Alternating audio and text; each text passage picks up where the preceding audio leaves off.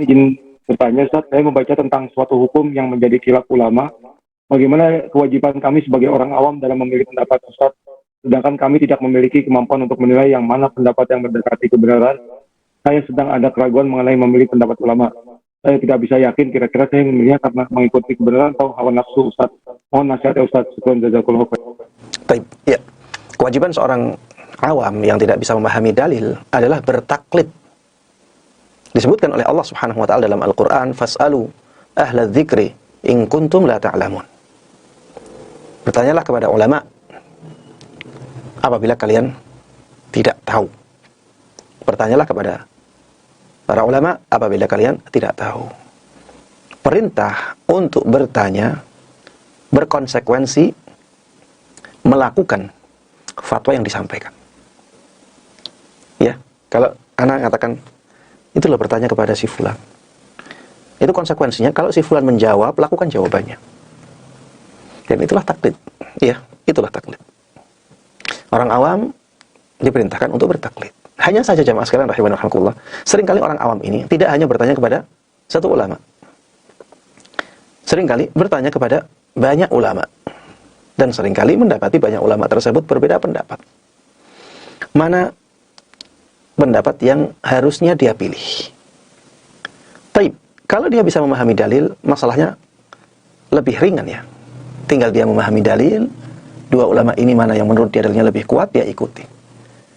Tapi seringkali orang awam itu tidak paham dalil ya. Sudah disodori dalil, masih belum bisa memahami dengan baik. Dan betapa banyaknya orang awam yang seperti itu.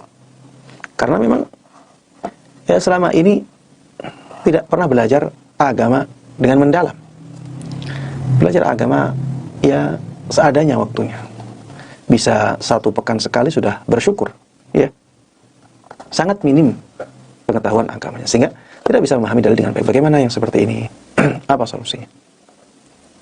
Jemaah sekalian rahimanallah, kalau orang awamnya keadaannya seperti itu, maka dia harus memilih. Dia harus memilih siapa yang menurut dia lebih alim, lebih bertakwa. Ya, siapa yang menurut dia lebih alim dan lebih bertakwa. Ikuti apa yang dikatakan olehnya. Baik, kalau misalnya tidak bisa menilai juga, Ustaz. Karena melihat kelihatannya semuanya lebih alim, kelihatannya semuanya alim juga, dan ketakwaannya juga hampir sama, Ustaz. Maka jemaah sekalian rahimani wa rahimakumullah, pilihannya adalah pilih pendapat yang lebih hati-hati.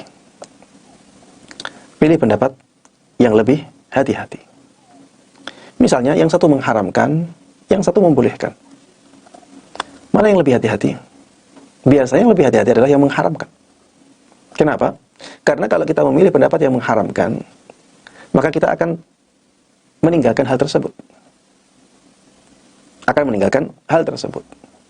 Ini lebih hati-hati, karena kalaupun kita tidak melakukan hal tersebut, ya, maka konsekuensinya kita meninggalkan yang mubah saja. Kalau misalnya pendapat yang mubah ini yang benar, tapi kita malah memilih yang diharamkan, konsekuensinya kita meninggalkan sesuatu yang mubah.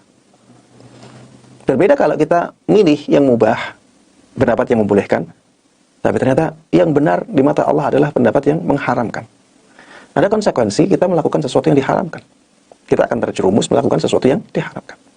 Sehingga pendapat yang lebih hati-hati di sini adalah pendapat yang tidak membolehkan atau mengharamkan. Pilih pendapat yang lebih hati-hati, sehingga itu akan menjadikan kita lebih selamat.